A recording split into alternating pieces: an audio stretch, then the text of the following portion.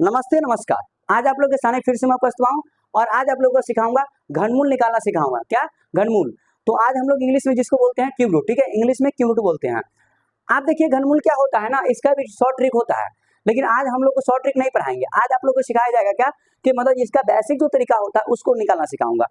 जो मतलब short trick जो होगा उसके अगले वीडियो में मैं बता दूंगा, लेकिन सबसे पहले हम लोग को बेसिक तरीका से मौजूद होना चाहिए, इसलिए मैं बेसिक तरीका से आज बताऊंगा इसको। ठीक है, चलिए देखते रहिए आप लोग। घनमूल निकालना है, क्यूब निकालना है, कैसे निकालेंगे। आप 40 से 96 मतलब 4096 है, ठीक है।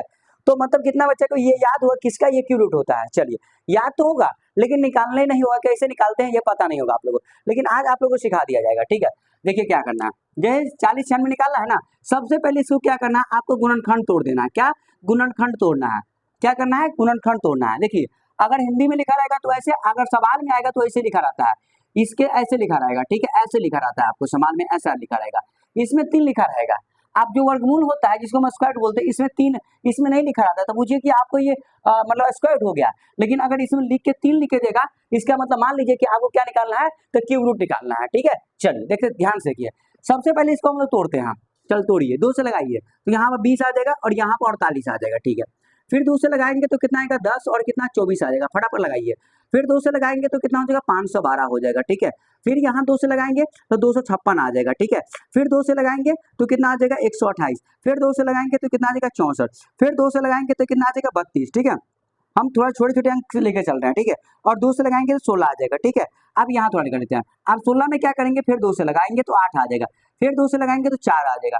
फिर 2 से लगाएंगे तो 2 निकलेगा और 2 से लगाएंगे तो 1 आ जाएगा। ठीक है, ये हम लोग का हो गया। इतना करने के बाद इसको हम लोग को मैंने क्या कर लिए कि फैक्टर मतलब गुणनखंड तोड़ लिए। ठीक है, अब उसके बाद क्या करना पड़ता है कि इसमें क्या होता है कि कभी भी घनमूल भी याद रखिएगा, 3 गो में से 1 को लिया आता है बाहर। 3 गो में से, जैसे हम लोग स्क्वायर रूट में से, वर्गमूल में से 2 को निकालते हैं ना, और 2 में से 1 लेते हैं ना, इसमें 3 से 1 लेना है आपको। 3 लेना है। जैसे देखिए 3 का मतलब 3 को मिल गया, 1 इसमें से लेना है।